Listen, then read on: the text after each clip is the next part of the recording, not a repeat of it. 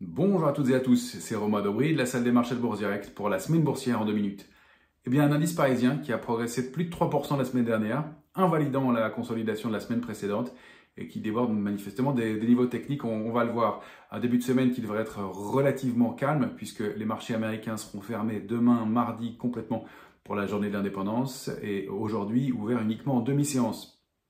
On aura quelques publications importantes dans la semaine, dont notamment toute une série de PMI, ces fameux directeurs d'achat en Chine, en Europe et aux États-Unis aujourd'hui du côté manufacturier. Et puis mercredi dans les services, pareil pour la Chine, l'Europe et les États-Unis.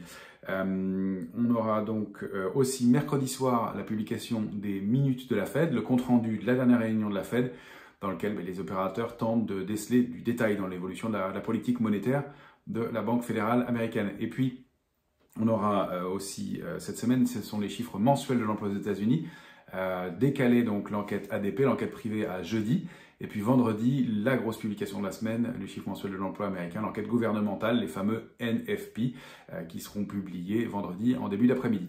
En attendant, bien l'indice parisien a débordé un niveau technique majeur la semaine dernière et s'est installé en clôture au-dessus de 7382 points. Il va falloir confirmer cette clôture. On détecte un peu d'intérêt du côté des marchés dérivés enfin, alors que toute la hausse s'était formée sans soutien du côté des futurs. Et pour l'instant, un petit peu d'intérêt.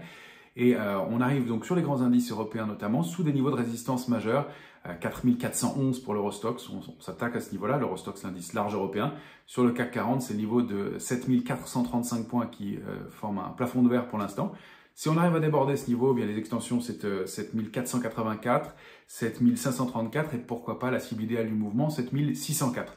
Il va falloir confirmer ces mouvements-là. Si en revanche on se réinstalle sous 7284, le risque c'est une baisse un petit peu plus marquée en direction de notre alerte de court terme qui reste positionnée pour l'instant à 7158 points, niveau sous lequel on invaliderait pas mal de choses et sous lequel l'accélération baissière pourrait être un peu plus marquée. Voilà ce qu'il fallait savoir pour cette semaine. Excellente semaine à toutes et à tous.